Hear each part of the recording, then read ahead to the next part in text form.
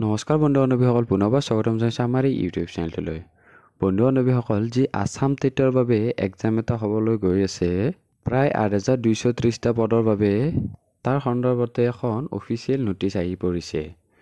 এই অফিচিয়েল নটিচখনত কি কথা আছে সকলো কথা আজিৰ ভিডিঅ'ত আমি ডিটেইলত আলোচনা কৰিম। লগতে এইবাৰ আপোনালোকৰ মেথছৰো কিছু সংখ্যক কুৱেশ্যন থাকিব, সেই কথাটো আমি আলোচনা কৰিম।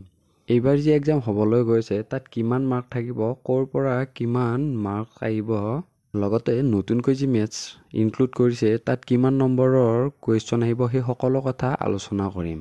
তেনেহ'লে বন্ধু বান্ধৱীসকল, পলম নকৰাকৈ আজিৰ ভিডিঅ'টো আমি আৰম্ভণি কৰোঁ। বন্ধু বান্ধৱীসকল, এইখন হ'ল অফিচিয়েল নটিচ। ইয়াত উল্লেখ কৰিছে যে যি আপোনালোকৰ পোষ্ট গ্ৰেজুৱেট টিচাৰ আৰু গ্ৰেজুৱেট টিচাৰৰ বাবে এক্সাম এটা হ'বলৈ গৈ আছে, তাত জেনেৰেল মেথছৰ পেপাৰ এখনৰো কুৱেশ্যন আহিব। 10 ষ্টেণ্ডাৰ্ড লেভেলৰ হ'ব আৰু টোটেল আপোনালোকৰ 15 মাৰ্ক থাকিব। ইয়াত ক্লিয়াৰলি উল্লেখ কৰিছে, মানে যি এইবাৰ টেটৰ বাবে এক্সাম এটা হ'বলৈ গৈ আছে তাত জেনেৰেল মেথামেটিক্সৰো কুৱেশ্যন থাকিব আৰু টোটেল আপোনালোকৰ 15 নম্বৰ হ'ব। দুইখন পেপাৰতে হ'ব, PGT আৰু GT। আৰু যি চিলেবাছখন দিছে তাৰ পৰা আপোনালোকৰ টোটেল 140 নম্বৰৰ কুৱেশ্যন আহিব। 140 নম্বৰ ক'ত কি থাকিব ইয়াত লিখাই আছে।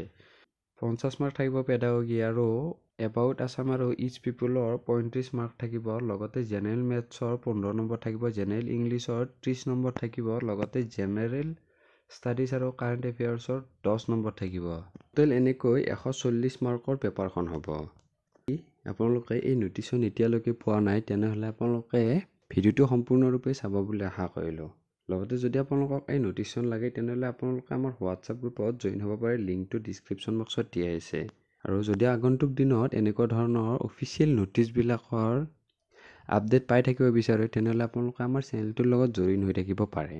আমি অকল অথেণ্টিক নিউজবিলাকে আলোচনা কৰোঁ, লগতে অফিচিয়েল নটিচবিলাক যেতিয়া ৰিলিজ কৰে বিভিন্ন ডিপাৰ্টমেণ্টৰ ফালৰ পৰা সেইবোৰে আমি অকল আলোচনা কৰোঁ।